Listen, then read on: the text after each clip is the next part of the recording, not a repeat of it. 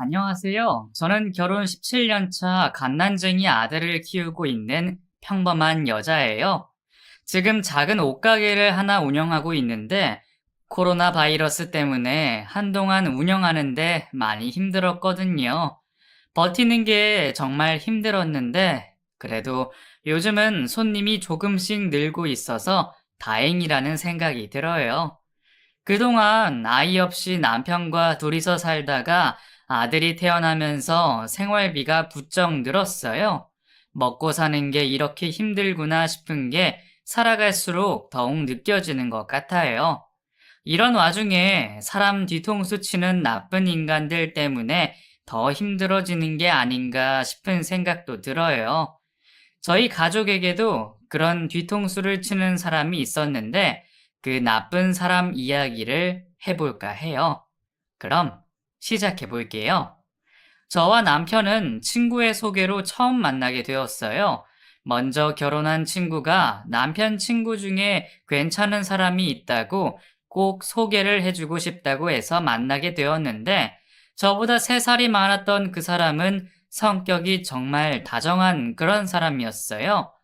다른 형제 없이 외동이라고 하는데 외동 같지 않은 그런 성격이 왠지 마음에 들었고 그는 저를 처음 만났을 때부터 제가 마음에 든다고 관심을 표현했어요.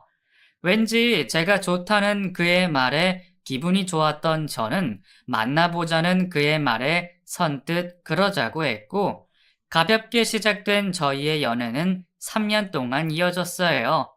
그리고 결혼까지 하게 되었어요. 결혼식 날을 잡고 친구들에게 청첩장을 돌릴 때 친구들이 축하의 인사와 더불어 걱정스런 말도 하더군요. 찬희 씨 외동이라고 하지 않았어? 외동 맞아. 헐, 야, 외동 괜찮겠어? 시어머님 되실 분, 집착, 뭐 이런 거 없어? 아니야, 찬희 씨 어머님 진짜 좋은 분이셔. 나한테 얼마나 신경을 많이 써주신다고.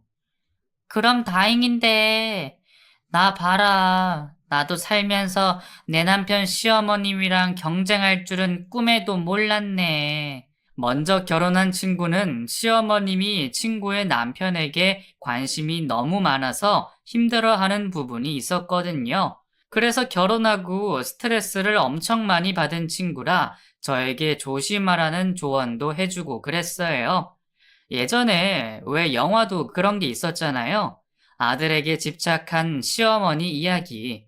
주위에서 그런 얘기를 들어서 그런지 안 그래도 결혼 때문에 마음이 심란한 상황이라 걱정이 조금 되기도 했지만 결혼식 준비로 몇 번 더 시부모님들을 만나 뵙고는 그런 걱정은 싹 지울 수 있었어요.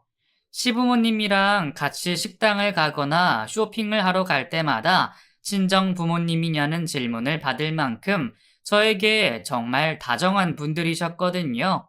남편의 성격이 다 부모님을 닮은 거더라고요. 하긴 자식이 어디 가겠어요. 다 부모 성격을 닮는 거죠. 결혼식 준비를 하면서 상견례 때도 양가 어른들 모두 웃으면서 자리에서 파했고 결혼 준비를 하는 동안에도 늘 저에게 먼저 의사를 물어봐 주시면서 어른이라고 절대 독단적으로 결정하고 그런 적이 없었어요. 그리고 결정적으로 결혼식 날 어머님이 저와 남편의 손을 마주 잡으시고 눈물을 글썽이시면서 이렇게 말씀을 하셨어요. 이제 찬이는 내 아들 아니야. 이제는 어엿한 가정의 가장이고 우리 지연이 평생 책임지고 살아야 할 남편이지. 너 지연이 행복하게 해준다고 하고 데려왔지? 그러니까 그 말에 책임지는 거야. 알았지? 네, 엄마. 명심할게요. 어머님, 감사합니다. 그날 저와 어머님은 서로 눈물을 글썽이며 약속했어요. 이제 가족이 되었으니 서로 아끼면서 살아보자고요. 힘들 땐 서로 의지하고 기쁠 땐 나누어서 더 기쁘게 살자며 그렇게 약속을 했어요. 그런 어머님을 뵈면서 진짜 시집 잘 왔구나. 내가 시댁복이 있구나, 그렇게 생각했어요. 또 살아보니 그 생각이 맞았고요. 모두의 축하 속에 결혼식을 올렸건만 저희 부부에게 시련은 얼마 가지 않아 찾아왔어요. 바로 믿고 싶지 않았던 불임이 그것이었어요. 저희 부부는 결혼하고 바로 아이를 가지자고 얘기를 나눴고, 저도 이왕 낳을 거 제가 조금이라도 어릴 때 낳고 싶은 생각이어서 그러자고 했는데, 어쩐 일인지 임신이 되지 않는 거예요. 처음에는 조금 지나면 임신이 되겠지 하며 그래도 마음을 편하게 가지고 있었지만, 그게 점점 시간이 갈수록 조급해졌고, 결혼 1주년이 되도록 소식이 없자 왠지 문제가 있다는 생각이 들더군요. 그래서 저와 남편은 산부인과를 찾았지만 이상이 없다는 소견만 받았어요. 그토록 원하는 임신은 되지 않고 원인은 모른다고 하니 정말 답답하더군요. 너무 스트레스 받지 마, 응? 당신이 스트레스 받으면 그게 더 안 좋대. 마음 편하게 가지고 우리 기다려보자. 기다려도 아기가 안 오면 어떡해? 영영 임신이 안 될까봐 너무 걱정돼. 울음을 터트리는 저를 다독여주면서 남편이 이렇게 말을 하더군요. 아이 없으면 우리끼리 살면 되지. 아이 낳으려고 나랑 결혼한 거야? 나랑 평생 같이 살려고 결혼한 거지. 그래도 부모님들도 다 기다리시고 그런 거 안 중요해. 너랑 내가 잘 사는 게 더 중요하지. 괜찮아, 응? 남편은 아이가 없어도 된다며 저를 위로해 줬고, 그렇게 말을 해주는 남편이 너무 고마웠어요. 그 말을 들으니 마음이 한결 편해졌지만, 임신을 향한 노력은 멈추지 않았어요. 정말 좋다고 하는 건 다 해본 것 같아요. 임신에 좋다는 음식, 운동, 민간요법 가리지 않고 모두 해봤지만 전혀 도움되는 게 없었어요. 매번 저에게 희망 고문만 될 뿐이었죠. 점점 저는 지쳐갔어요. 결국 우울 증세까지 와버려 일상생활이 안 될 지경이 되었죠. 잠을 자는 것도 밥을 먹는 것도 무엇 하나 편하지 않는 상태에 행복하다는 감정이 생길 리 만무했어요. 그런 저를 지켜보는 남편도 힘들어 했고요. 마지막 방법으로 시험관 시술까지 했는데 2번의 시험관 시술도 모두 실패로 돌아갔어요. 그쯤 되자 아이를 가질 걸 포기하자고 남편이 말하더군요. 계속 하다가는 제 몸이 남아나질 않을 것 같다면서요. 결국 저는 다니던 직장까지 그만두게 되었어요. 그리고 한동안 집에서 쉬게 되었죠. 그때 시어머님이 집에 오셨어요. 요즘 몸은 좀 어떠니? 괜찮아요, 어머님. 그래. 아이가 없어도 둘이 얼마든지 잘 살 수 있어. 그러니까 그만 잊어버리고 너를 위해 살아. 어머님, 하지만 찬희 씨도 외동인데. 아쉬움이 없다면 거짓말이겠지. 하지만 임신이 안 되는 게 네 잘못도 아니잖니. 우연히 일어난 사고 같은 거지. 너희 아버지랑 나는 그렇게 여기기로 했어. 그러니까 네 몸 축나게 그렇게 할 필요 없다. 알았지? 고맙습니다, 어머님. 시어머님은 우는 저를 꼭 안아주셨고 저는 그 품에 안겨 한참을 울었어요. 어머님은 제 탓이 아니라고 했지만 너무 죄송했어요. 마치 이 집안의 대를 끊는 그런 기분 있잖아요. 누구도 저에게 그걸 얘기하지 않았지만 저는 그런 기분이 들었어요. 하지만 인력으로 할 수 없는 일이니 담담하게 받아들일 수밖에는 도리가 없었어요. 그렇게 마음을 가다듬고 한동안 집에서 쉬면서 저 스스로를 돌봤습니다. 친구들과 여행을 다녀오기도 하고 친정엄마랑 맛있는 것도 먹으면서요. 다들 마음고생했던 저를 챙겨주려고 애를 썼어요. 그 마음이 훤히 보여서 슬프기도 하고 허탈하기도 하고 그랬죠. 그렇게 한동안 재충전의 시간을 가지고 다시 일을 해야겠다는 생각이 들었어요. 직장 생활보다는 내 가게를 한번 운영해 볼까 하는 생각에 이것저것 알아보다가 동네의 작은 상가가 눈에 들어오더군요. 건물이 오래돼서 가게세도 많이 비싸지 않았고 유동 인구도 적지 않은 곳이라 여기서 커피 팔면 괜찮겠다는 감이 왔어요. 제가 커피를 좀 많이 좋아하거든요.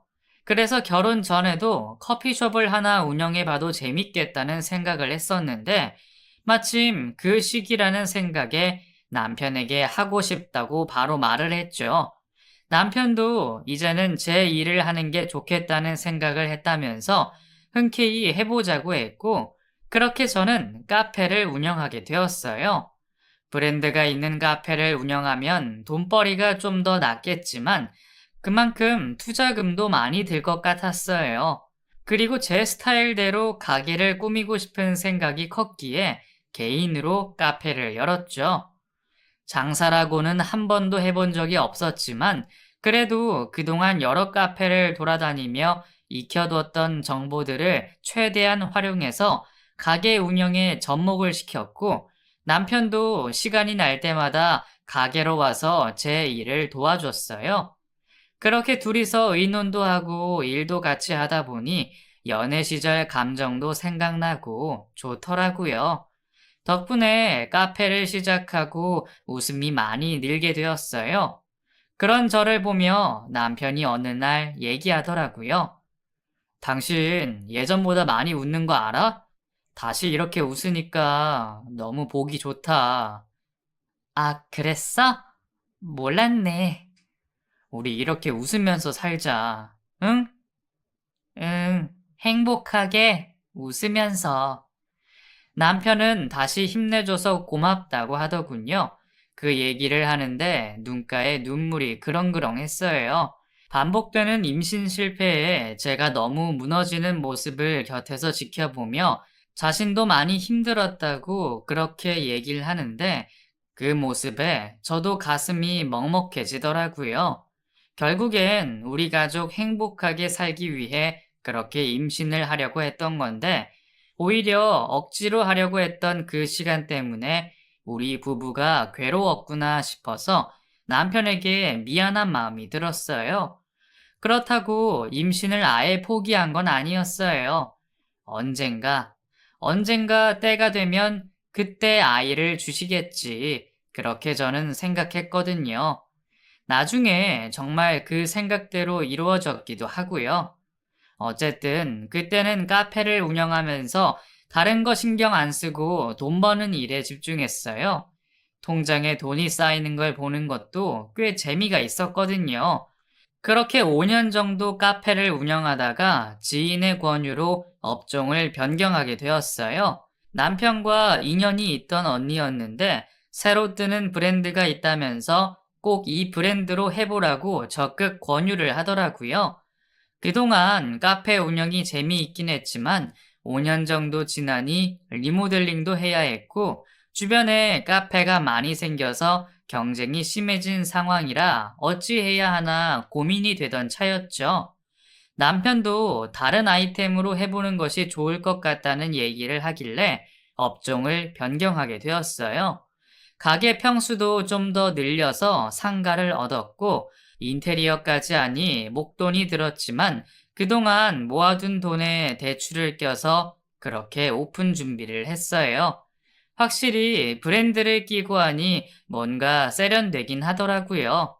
제가 손 써야 하는 것도 많이 줄고요. 그리고 여성복 브랜드라서 제가 주인인데도 옷 구경을 하는 재미가 쏠쏠했어요. 그렇게 두 번째 가게를 운영하게 되었어요. 남편은 직장을, 저는 옷가게를 그렇게 각자의 일을 하면서 어느덧 10년의 시간이 흘렀어요. 그동안에도 아이를 가지기 위한 저의 노력은 계속되었고, 일을 하면서도 몸을 만들려고 꾸준히 운동도 하고 건강식도 챙겨 먹으며 지냈죠. 몇 년을 그렇게 살다 보니 일부러 몸을 챙기려고 하지 않아도 저절로 습관처럼 몸에 밴 생활이 되었고, 그럼에도 불구하고 아이 소식은 없었어요. 그러던 중에 시어머님이 갑자기 돌아가시게 됩니다. 낮에 가게에서 일을 하고 있는데 시아버님께서 급히 전화가 오셨어요. 아침 식사 후 갑자기 어머님이 쓰러지셨는데 입술이 새파랗고 숨을 안 쉰다고 하시는 거예요. 구급차를 불렀다고 병원으로 바로 오라고 하셔서 남편과 저는 급히 병원으로 갔죠. 하지만 어머님은 이미 숨을 거두셨고 마지막 인사도 하지 못하고 그렇게 어머님과 이별을 하게 되었어요. 아버님은 갑작스런 상황을 받아들이시지 못했고 저와 남편도 마찬가지로 믿기지가 않았어요. 장례식장에 갑작스러운 부고 소식에 오신 손님들을 맞이하면서도 실감이 전혀 나지 않았죠. 3일장을 모두 치르고 난 다음에야 비로소 어머님의 빈자리가 느껴지더라고요. 늘 그 자리에서 든든히 계셔주셨던 그런 분이었는데 갑자기 이렇게 이별을 하게 되다니 어머님이 생전에 저에게 보여주셨던 그 따뜻함이 생각나서 순간순간 눈물이 났어요. 혹시 남편에게 우는 모습을 들키면 남편도 힘이 들까봐 몰래 그렇게 울었죠. 남편도 저도 이렇게 힘이 든데 시아버님은 얼마나 힘이 드실지 홀로 그 집에 계시는 게 마음에 걸려 저는 일주일에 두세 번은 들러 같이 식사를 하거나 반찬을 챙겨드리고 오고 그랬어요. 아버님, 저 왔어요. 그래, 왔니? 아버님, 점심은요? 아침 먹은 지 얼마 됐다고. 생각 없어. 어딜 가든 시어머님과 늘 붙어 다니시고 집안의 의사결정도 거의 시어머님이 하시고는 했어요. 나이가 들수록 아내에게 의지하게 되는 경향이 크잖아요. 두 분은 워낙 사이도 좋으셨고 어머님이 참 꼼꼼하셔서 뭐든 다 챙겼던지라 시아버님의 허탈감이 얼마나 클지 예상이 되더라고요. 저는 최대한 아버님께 밝은 목소리로 얘기도 걸고 선물도 사다 드리며 기분 전환을 해드리며 애를 썼지만 모두 다 허사였어요. 안방에 누워 핸드폰만 계속 만지고 계시거나 멍하게 TV만 보고 계시는 아버님은 더 이상 웃지도 않으셨죠. 이럴 때 아이가 있었으면 참 좋았을 텐데. 그런 아쉬운 생각도 들었어요. 순간순간 제가 처한 상황들이 아쉽게 느껴지는 게 모든 상황이 안타까울 뿐이었어요. 어머님이 막 돌아가셨을 때는 의식해서 자주 찾아뵙는데 가게가 바쁠 때가 있잖아요. 그럴 때는 어쩔 수 없이 연락이 뜸해지고 그랬어요. 찾아뵈지 못할 때는 전화라도 드려서 안부를 묻고는 했는데 어느 날부터인가 아버님도 기운을 차리셨는지 바깥에 자주 외출을 하시고는 했어요. 아버님, 저 집에 왔는데 안 계시네요. 반찬 가져왔니? 나 여기 친구 가게에 놀러 왔어. 아, 그러셨어요? 그 반찬 냉장고에 넣어두고 갈게요. 좋은 시간 보내고 오세요. 그래, 고맙다. 안방에서 잘 안 나가셨기 때문에 그런 변화가 저는 반갑더라고요. 퇴직도 하셔서 일거리도 없으신데 혼자 집에 계시면 적적하시잖아요. 그래서 외출하셨다는 말씀에 안심이 되기도 했었는데 그 친구 가게에서 새로운 인연을 만나게 되었고 그 인연은 나중에 악연이 되고 맙니다. 시어머님의 기일을 맞아서 시댁에 갔어요. 제사 음식을 준비하고 제사 준비를 하면서 오랜만에 저희 부부도 아버님과 시간을 보내게 되었죠. 제사를 모두 지내고 식사를 하는데 그날따라 아버님의 표정이 밝아서 저희도 마음이 편했어요. 첫 기일에는 저도 남편도 울고 아버님도 시름 가득한 표정으로 계셔서 너무 슬펐었거든요. 그로부터 1년이 지났는데 분위기가 많이 달라져서 아버님도 홀로 서기를 하시는구나 싶은 생각이 들었었죠. 오늘 니들 엄마 기일인데 이런 말을 꺼내는 게 맞는지 모르겠다. 무슨 말씀이신데요? 편하게 말씀하세요, 아버님. 그래, 아직 내 나이가 그렇게 많은 것도 아니고, 뭐 니들 엄마처럼 죽을라면 당장 내일 그럴 수도 있겠지만, 산다면 아직 몇십 년이나 남은 거 아니겠니? 아버지는 그런 말씀 마세요. 그래서 말인데, 내가 요즘 만나는 사람이 있어. 네? 만나는 분이요? 만나는 사람이 있다는 말씀에 저희 부부는 깜짝 놀랐죠. 계속 슬퍼해야 하는 건 아니지만 그렇다고 사별한 지 2년도 안 돼서 다른 여자분을 만난다는 말씀이 바로 와닿지 않았거든요. 저는 둘째치고 남편은 기분 나빠하기까지 했어요. 아버지, 엄마 돌아가신 지 이제 2년이에요. 그런데 다른 여자분을 만나시다뇨. 왜? 그러면 안 되냐? 네 엄마 나 이렇게 두고 먼저 가버렸는데 그럼 나는 어떡하냐? 죽은 사람만 바라보면서 그렇게 살아야 되는 거냐? 그런 뜻이 아니잖아요, 아버지. 시끄럽다. 조만간 소개할 테니까 그렇게 알고 있어. 나는 그 사람하고 다시 결혼할 거니까. 아버님, 재혼을 하시겠다는 말씀에 너무나 놀랐어요. 저는 아직도 생전 어머님 모습이 선명하게 떠오르는데 아버님은 수십 년을 같이 산 여자를 그렇게도 빨리 잊어버리셨나 싶은 생각에 제가 더 서운할 지경이었죠. 저와 남편은 둘 다 경악한 표정을 지었지만 아버님은 아랑곳하지 않으셨어요. 오히려 저희가 그런 반응을 보인다고 역정을 내셨죠. 그런 눈 할 거 없어. 너희 엄마 그렇게 죽고 내가 어떻게 살았는지 니들이 아냐? 밤이고 낮이고 나를 따라다녀. 이미 죽고 없는 사람이 날 부르는 환청까지 들려서 밤에 잠을 잘 수도 없어. 이런 거 니들이 아냐고? 나도 살아야 되겠다. 나도 살아야 되겠어. 아버님은 그 여자분과 결혼하겠다고 하시며 강하게 나오셨어요. 아버님이 속내를 그렇게 내시는데 저희가 무슨 말을 할 수가 있겠어요. 그래서 그날 이후 아무런 말도 못하고 하자는 대로 해드렸어요. 새로 만나는 분을 소개받는 날 분위기 좋은 한정식 집에서 저녁 식사를 같이 하기로 하고 그 자리에 나갔습니다. 저도 남편도 조심스러운데 아버님은 싱글벙글 웃음을 숨기지도 않으셨죠. 약속한 시간 7시를 훌쩍 넘겨서 그 여자친구분은 도착을 하셨고 자신이 늦었음에도 미안해하는 표정은 눈 씻고 찾아봐도 없었어요. 만나서 반가워요. 홍미희예요. 네, 안녕하세요. 얘기 많이 들었습니다. 아, 그래요? 아들은 아빠 하나도 안 닮았네. 엄마 닮았나 보다. 돌아가신 어머님 얘기도 서슴없이 꺼내는 여자의 교양을 보면서 저는 속으로 한숨을 삼켰죠. 이쪽이 며느리? 옷가게 한다면서? 그럼 벌이가 괜찮겠는데. 시아버지 용돈도 좀 팍팍 드리고 그래. 홀로 계신 시아버님 불쌍하지도 않아? 저하고 나이가 크게 차이 나는 것 같지도 않은데 말을 너무 서슴없이 하는 그 여자를 보면서 첫인상부터 이건 아닌데 싶었어요. 저와 남편은 이미 감정이 불쾌해져 있는데도 아버님은 그 여자에게 푹 빠지셨는지 별 말씀 안 하시는 걸 보고 앞으로 어찌해야 하나 갑갑해지더군요.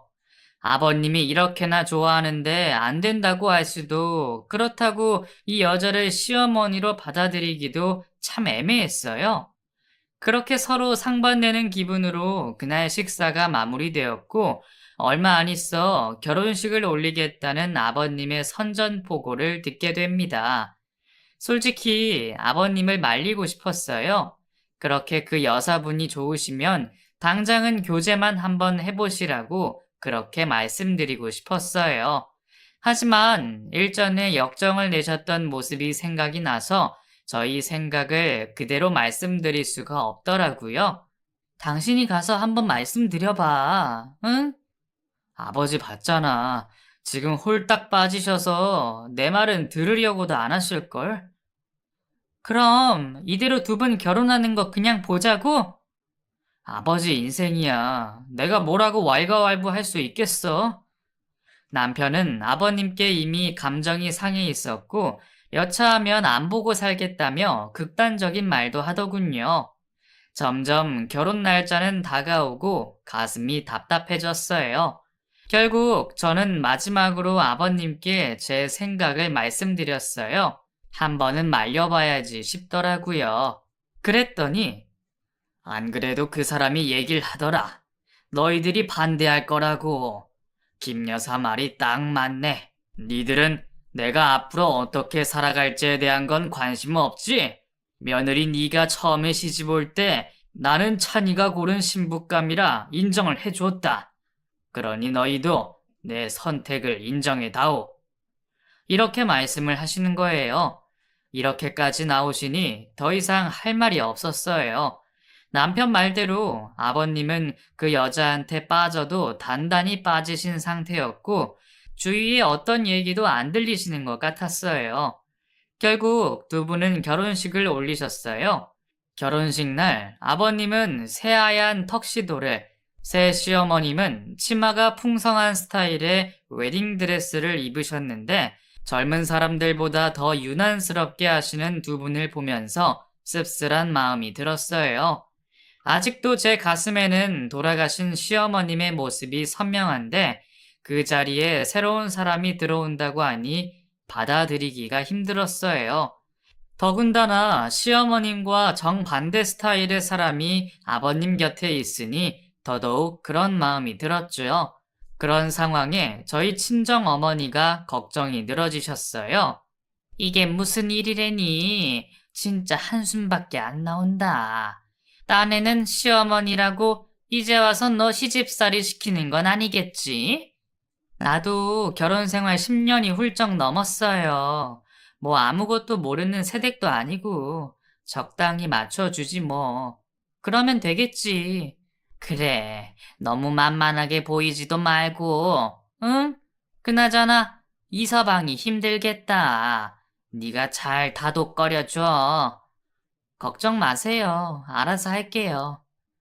그렇게 저는 새 시어머님을 맞이하게 되었어요. 두 분의 신혼집도 예전에 살던 그곳에서는 시작할 수 없다며 그 집을 팔고 신축 아파트로 이사를 하셨죠.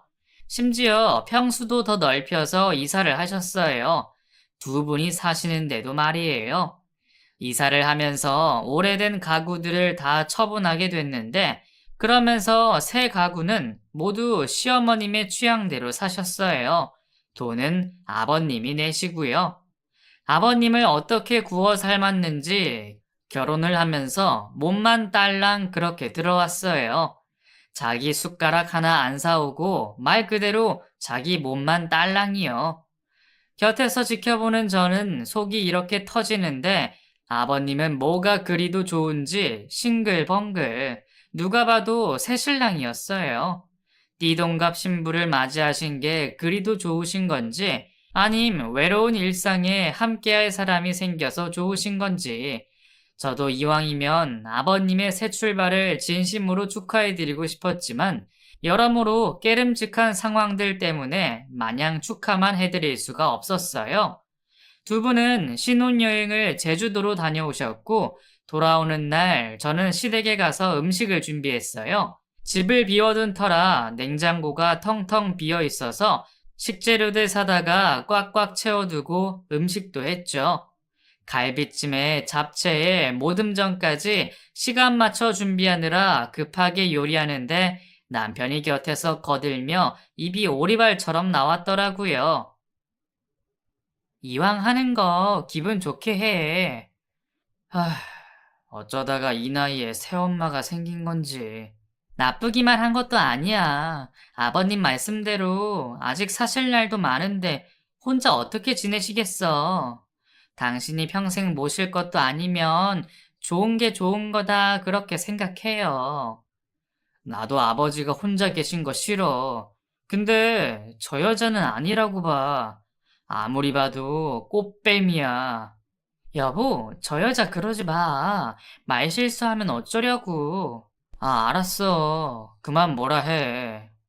평소에는 오빠처럼 어른스럽기만 한 남편이 애마냥 투정 부리는 모습을 보니 진짜 싫은가 보다 싶었어요. 하지만 어쩌겠어요. 이미 결혼식까지 올린 마당에. 제발 남편의 생각처럼 꽃뱀만은 아니길 바랄 수밖에요. 음식을 얼추 다 했을 때 두 분은 집에 도착하셨고 신혼여행이 즐거우셨는지 두 분 다 표정이 밝으시더군요.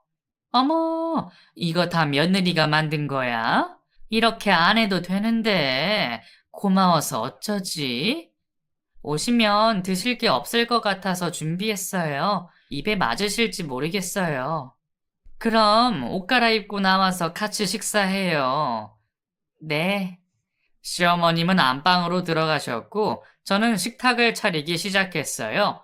어차피 제가 다 하려고 했던 거지만 곧 나오셔서 준비하는 걸 도와주시겠지 그렇게 생각했어요. 그런데 식탁을 모두 차린 후에도 여전히 나오지 않으시는 거예요. 결국 저희가 모두 식탁에 앉아 기다리고 있자 뒤늦게 방에서 나오시더군요. 방문을 열고 나오는 모습을 보면서 저는 눈이 휘둥그레졌어요. 저랑 남편도 있는 자리에 웬 나이트 가운 같은 걸 걸치고 나왔더라고요. 내가 찝찝한 걸 못 참아서 씻고 나왔어. 어머, 이미 상을 다 차렸네. 미안해서 어쩌지? 아니에요. 어서 앉으세요. 남편은 눈을 둘 곳을 못 찾고 밥그릇만 보고 있고 시아버님은 그런 시어머니의 모습을 사랑스럽게 보고 계셨어요. 저는 속으로 한숨을 삼키며 조용히 저녁을 먹기 시작했고요. 첫 만남도 삐걱거리더니 가족이 되어 먹는 첫 식사 자리에서도 그렇게 삐걱대며 시작됐어요. 이후 남편은 시댁에 가지 않으려고 하더군요. 남편 입장이 100번 이해가 되었어요.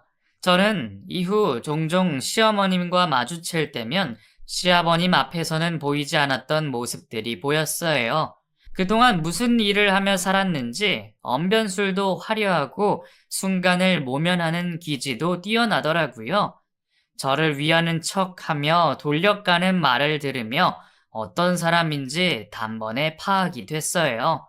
저도 사람 상대하는 장사만 12년인데 그 정도는 바로 알아챌 수 있었죠. 그 모습을 보면서 조금은 가소롭다는 생각도 들었지만 집안의 두 남자에게는 아무 말도 안 했어요. 그런 얘기를 해봤자 남는 게 없다는 생각에서 그리했고 저도 시어머님과 최대한 마주치지 않으려고 애를 썼어요. 그리고 혹시나 하는 생각에 경계를 하면서 지켜봤죠. 그렇게 또 일상을 살아가던 어느 날 저에게 정말 기적 같은 일이 찾아오게 됐어요. 결혼 15년 만에 드디어 아이가 생겼죠. 시험관 시술도 아니고 정말 자연 임신이었어요. 컨디션이 이상해 혹시나 하는 마음에 병원을 찾았는데 임신이라는 얘기를 듣고 그 자리에서 펑펑 울었어요.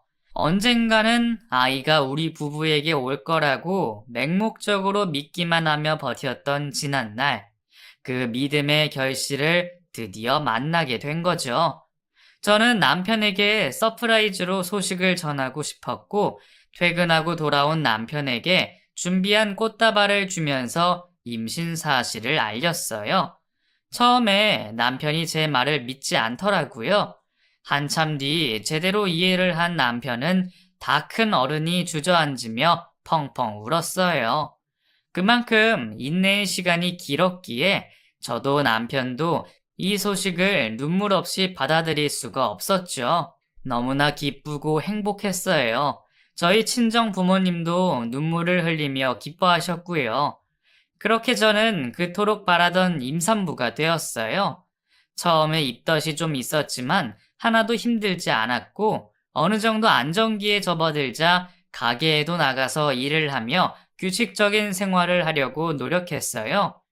남편은 혹시나 제가 무리할까봐 늘 노심초사, 쉬는 날에는 물에 손도 못 담그게 하고 음식 준비며 청소며 모두 남편이 해줬죠.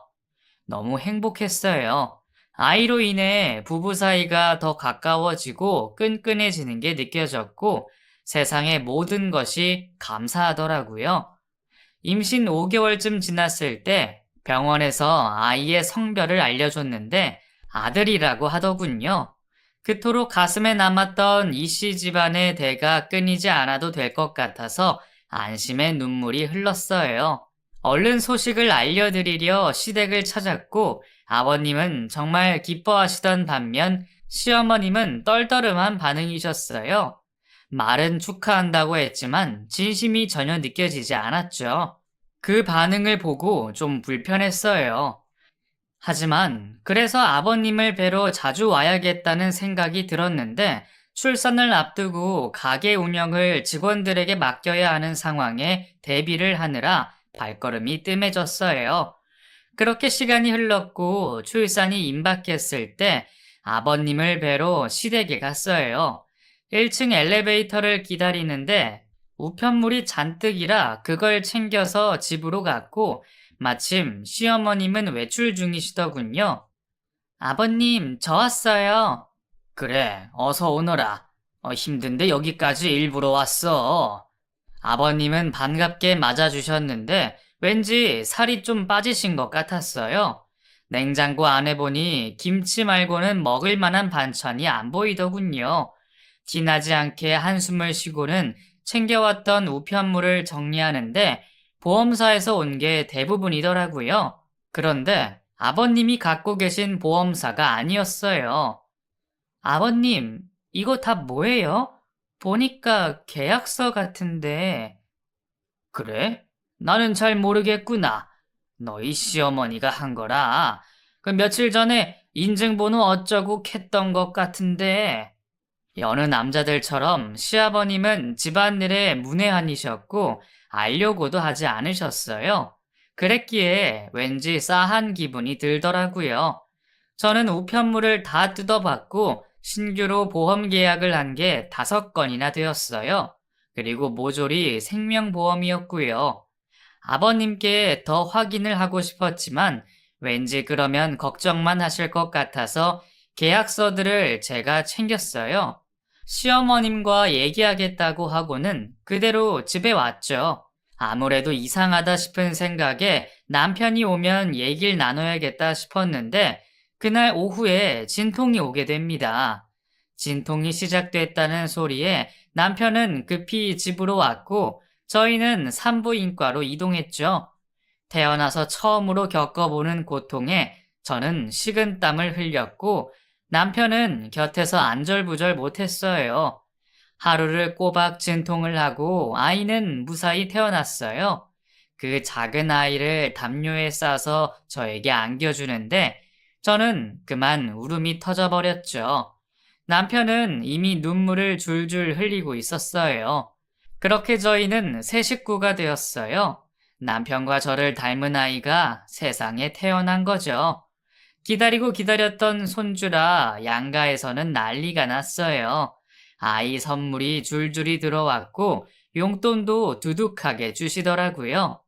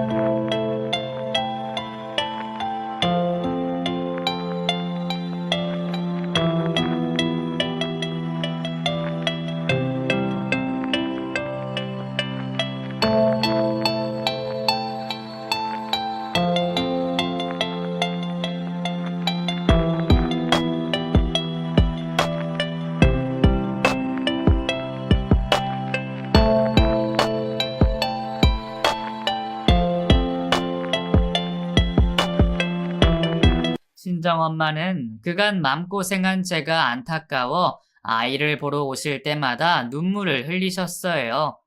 그런 엄마께 죄송해서 저도 또 눈물을 흘렸고요. 눈물이 흐르지만 기쁨의 눈물이었기에 전혀 슬프지 않았어요. 조리원에서 몸조리를 하고 집으로 아이와 들어왔을 때 그 기분이란 드디어 완전체가 갖춰진 기분이 들더군요. 그렇게 집에서 몸조리를 하고 있는데 시어머님이 한약을 다려오셨어요. 아가, 고생했어. 이렇게 떡두꺼비 같은 아들을 낳아서 얼마나 좋은지 몰라. 고맙습니다, 어머님. 이거 내가 집에서 손수 달인 한약이다. 산모한테 좋은 것들만 넣었어. 그러니까 빠지지 말고 먹어라. 알았지? 네, 고맙습니다, 어머님. 손수 다려왔다는 한약 냄새가 너무 지독했어요. 게다가 모유수유 중인데 한약을 먹어도 될까 하는 걱정도 됐고요.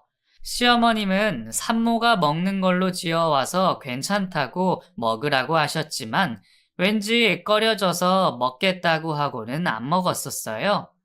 그런데 어느 날 오랜만에 제 몸조리 챙겨주신다며 하루 동안 저희 집에 계시겠다는 거예요. 왠지 내키지 않았지만 싫다고 할 수도 없어서 그러시라고 했죠. 점심을 먹고 앉아 있는데 어머님이 한약을 데워서 들고 오셨어요. 이거 어서 먹어. 내가 정말 비싸게 산 거야. 아, 조금 있다가 마실게요, 어머님. 막 데워서 지금 따뜻해. 마시기 딱 좋아. 얼른 마셔라. 저는 어쩔 수 없이 건네주시는 한약을 마셨고 생각보다 많이 써서 인상이 절로 찡그러지더군요. 그러고는 노곤해져서 아이와 함께 잠이 들었어요. 한참을 자는데 목이 너무 마른 거예요. 아이는 계속 잠이 들어 있어서 조심히 일어나 주방으로 가려고 문을 열었는데 거실에서 두런두런 얘기를 나누는 소리가 들렸어요.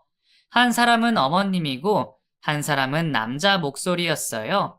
이상해서 조심스레 거실을 보니 웬 젊은 남자가 있더라고요. 시어머님은 그 남자의 손을 잡고 있었는데 너무 놀란 저는 손으로 입을 막았죠. 아들, 얼른 가. 이 집 며느리 깨겠다. 깨면 어때? 엄마 아들이라고 하고 인사하면 되지. 네 얘기 안 했다니까. 영감님 기분 좋을 때 다 처리하려고 너 숨겼어. 와, 엄마 진짜 너무한 거 아니에요? 별 수 없어. 이번에 제대로 털어야지. 이제는 나이도 먹어서 꼬시는 거 힘들단 말이야. 두 사람의 대화를 들으면서 너무 놀랐어요. 딴에는 소리 낮춰 얘기를 하고 있었지만 천장이 높은 저희 집 특성상 목소리가 울려서 다 들렸죠. 듣고만 있으면 안 되겠다는 생각에 얼른 핸드폰 녹음을 시작했어요. 작업은 언제 할 거유? 글쎄, 지금 보험은 내가 다 넣어놨는데 이 영감이 아직 내 말에 고분고분한 건 아니라 치매 진단서는 받아놨거든. 분위기 보다가 건물이랑 집이랑 명의 이전시키고 그 뒤에 뭐 사고사로 위장하던지. 그 작업하는 애들 아직 연락은 되지? 딱 대기해 놨지. 그럼 명의 이전부터 해야겠네. 쉿, 조용히 해. 새댁이 눈치 빨라서 언제 나올지 몰라. 엄마가 다 얘기하고선. 아, 그랬나? 나도 작업 오랜만이라 기분이 좋네. 나 홍미희 아직 죽지 않았어. 두 사람의 대화를 들으며 저는 사색이 되었어요. 마지막에 사고사로 위장한다는 소리까지 들으니 이거 보통 일이 아니라는 생각이 들었어요. 둘은 곧 대화를 마무리하고 남자가 일어서는 것 같았어요. 자, 여기 차키. 땡큐 엄마. 이런 것 좀 잊어버리지 마. 그리고 이렇게 찾아오지 말고 우리 들키면 끝장이야. 둘은 시시덕거리며 인사를 했고 곧 남자는 집에서 나갔어요. 정말 간도 크다는 생각이 들더군요. 대체 우리 집안을 어떻게 봤길래 꽃뱀이면서 공범을 집안까지 들이는지 더 이상 이렇게 한 집에 있을 수 없다는 생각이 들었어요. 소름이 막 끼치더라고요. 저는 망설이지 않고 경찰서에 전화를 걸었어요. 혹시나 도망갈까봐 잡아놔야겠다는 생각이 강하게 들어서요. 그 이후는 얘기를 안 해도 다 아시겠죠? 출동한 경찰에게 시어머님을 체포해달라고 했고 온 집안이 난리가 났어요. 저는 핸드폰에 녹음한 걸 식구들에게 다 들려줬고 시어머님이었던 그 여자는 고래고래 소리를 지르며 아니라고 발뺌했어요. 저 때문에 일이 틀어진 게 억울했던지 눈을 벌겋게 뜨고 저에게 달려들려고 했고 남편이 나서서 그 앞을 막았죠. 시아버님은 계속 못 믿는 눈치셨어요. 갑작스러워서 황당해 하시는 것 같기도 했고요. 하지만 곧 경찰서에서 앞뒤 정황들을 확인하고서는 본인이 속았다는 사실에 분노하셨어요. 그 자리에서 그 여자의 따귀를 때리시는데 소리가 엄청 나더라고요. 그렇게 두 사람의 인연은 끝이 나고 말았어요. 아버님은 그 여자에게 이혼 소송을 걸었고 명의도용건으로 고소를 하셨어요. 그리고 살인미수건으로도 고소하려고 했으나 제가 녹음한 정황만 있는 상태라 그 건은 받아들여지지 않은 것 같았어요. 들어보니 경찰서에서는 그 여자를 전문 꽃뱀으로 보고 이전에 유사 사건이 있는지 수사 중이라고 하더군요. 그야말로 그 여자는 절단난 상황인 거죠. 요즘 시아버님은 예전보다 더 기가 죽어서 지내고 계세요. 여러 가지로 충격이 크셨던 모양이에요. 왜 안 그러시겠어요? 그 마음 충분히 이해하죠. 그래서 아버님께 저희와 같이 살자고 말씀을 드렸어요. 아들이 커가고 분주하게 지내다 보면 아버님도 빨리 잊지 않으실까 해서요. 아예 그런 나쁜 인간들을 안 만났으면 좋겠지만 이왕 일이 이렇게 된 거 이 정도로 끝나서 다행이라는 생각을 합니다. 제 이야기는 여기까지예요. 들어주셔서 감사하고 저희 가족에게 응원의 힘이 되는 댓글 부탁드려요.